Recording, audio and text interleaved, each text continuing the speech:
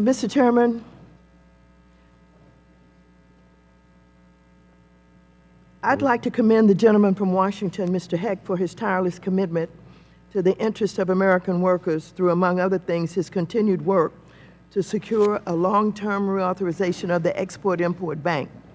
More than 3 months have passed since a vocal minority of Republicans led by Chairman Hinchland succeeded in shuttering the doors of the Export-Import Bank, a move that has dulled our nation's competitive edge, leaving thousands of small U.S. businesses to question whether they have a viable future as exporters, while also forcing some of our largest exporters to move their operations to countries like China, Canada, France, and the UK, where export credit financing is readily available.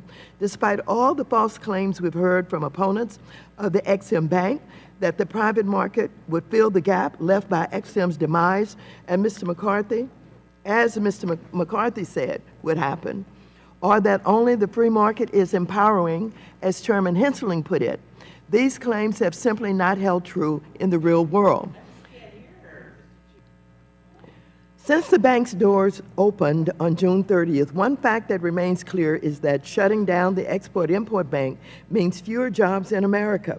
What is also clear is that every day this committee and this House refuses to take action to renew the bank's charter is another day that American workers continue to suffer the consequences. It pains me that the true victims of the Ex-Im shutdown are hardworking Americans doing their best to play by the rules and provide for themselves and for their families. These are ordinary Americans with businesses that make everything from pickles to satellites.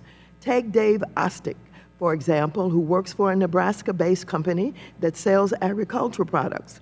As a result of the shutdown of the Ex-Im Bank, he said bluntly, quote, and I quote, "We've lost businesses. That's the easiest way to put it. We can't get those businesses back." Or take Panch Prasad, the owner of U.S. International Trading Corporation, based in Nevada, who has said that the loss of the bank means it will be difficult for him to even pay his employees.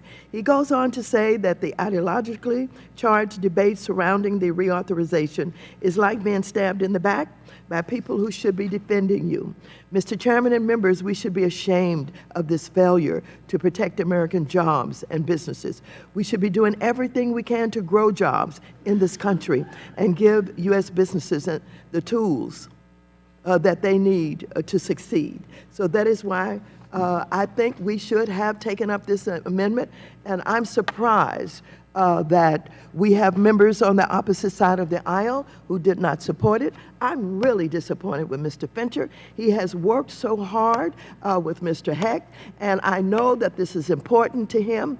I know that sometimes we tend to get intimidated under certain circumstances, but I expected a lot more from Mr. Fincher. I thought he would stand up today with his friend, Mr. Hecht, who he's been working so hard with to get this done. This amendment that he offered is identical to the bipartisan Kirk-Heitkamp amendment, which has already passed the Senate by an overwhelming vote of 67 to 29 and is identical to legislation introduced just last week, again by Representative Fincher, that has quickly garnered the support of a growing list of Republicans. Republicans, where are you?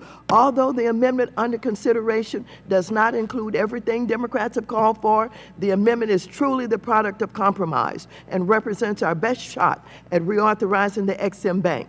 So I'm hopeful that despite the fact that we did not get the vote on this effort by Mr. Hecht, to offer this amendment. We still have other members here who can speak to this, other members who may want to continue to offer an amendment. We've got to get this Export-Import Bank reauthorized before we leave here. And I yield back the balance of my time.